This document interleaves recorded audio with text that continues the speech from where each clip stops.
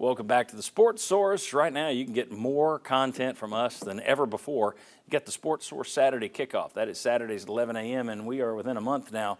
For the Tennessee opener against Syracuse, we're going to be live right here on Channel 6 as your lead-in into that game. And that show is going to include, well, there'll be 9 of us on that show. And that's John Wilkerson, who I'd like to congratulate, just went into the Tennessee Radio Hall of Fame yesterday. And I would say he's one of my best friends, but here's the thing. Anybody who's ever met John Wilkerson will tell you, oh, yeah, I'm one of his best friends. He's that kind of guy. Yes. He's a tremendous guy, and I've never been happier for anybody to get in the Hall of Fame than John Wilkerson. Just pleased as can be for him. He'll be with us right here on Saturdays this fall, along with Ollie Lane, Kevin Simon, Will West, Tyler Ivins right there, Paige Dower, Ryan Callahan, Vince Ferrara. So we're going to have our Sunday crew. It's postgame. And our pregame crew on Saturdays, 2 different groups. It's great when we got 20 different roster members here on the Sports Source team. And, of course, you can find us every day at the Sports Source Digital Network. And, man, we got a lot of stuff coming up this week. The 5 biggest keys to Tennessee's season, the players under the most pressure in fall camp, on and on and on. We all have a lot of kind of numbers there for you as well. Let's take a look here at the basketball roster spending. The Athletic talked to 35 different college basketball coaches recently. They were allowed anonymity. And they said, what do they think? They asked them, what do you think teams in your league are spending on the rosters right now? And they tallied it up. And here's what they got.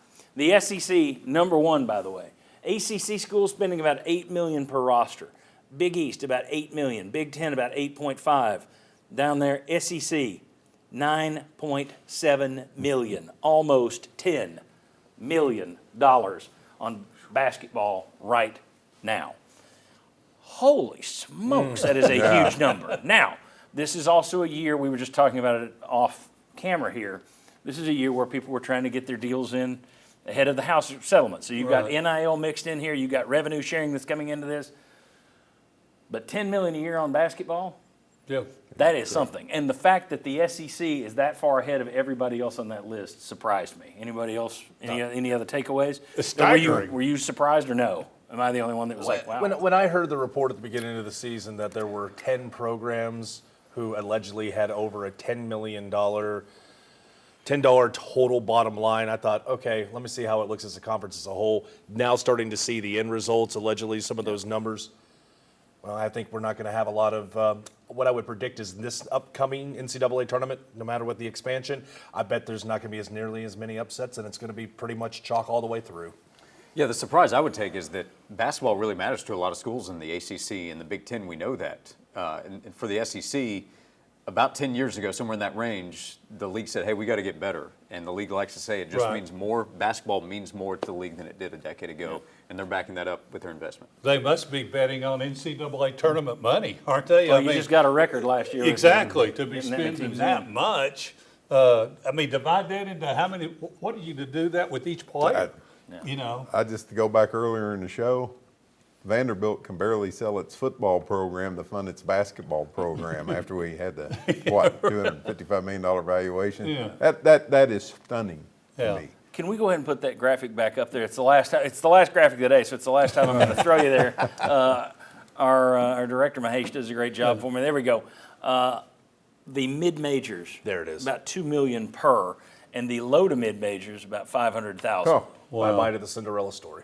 yeah, exactly. No more David and Goliath. Well, and especially when they're going to expand the tournament. I don't know if it can happen this year. It still could, but it's coming. They're talking too much about it for it not to happen. So you're going to get.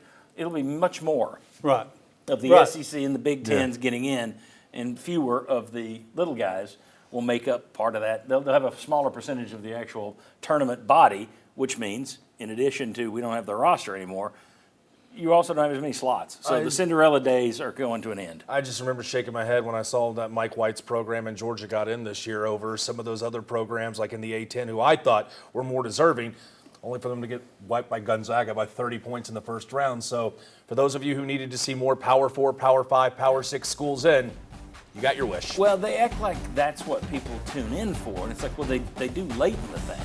Yeah. But I tune in to see the little Exactly. guys. Yeah. I mean, have you ever Exactly. called anybody and said, hey, wow, Kansas is beating the hell out of Eucalyptus State?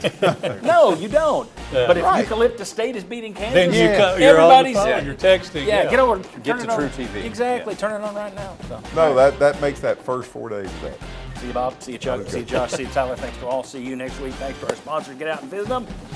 See you on the Sports Source Digital Network. Bye-bye.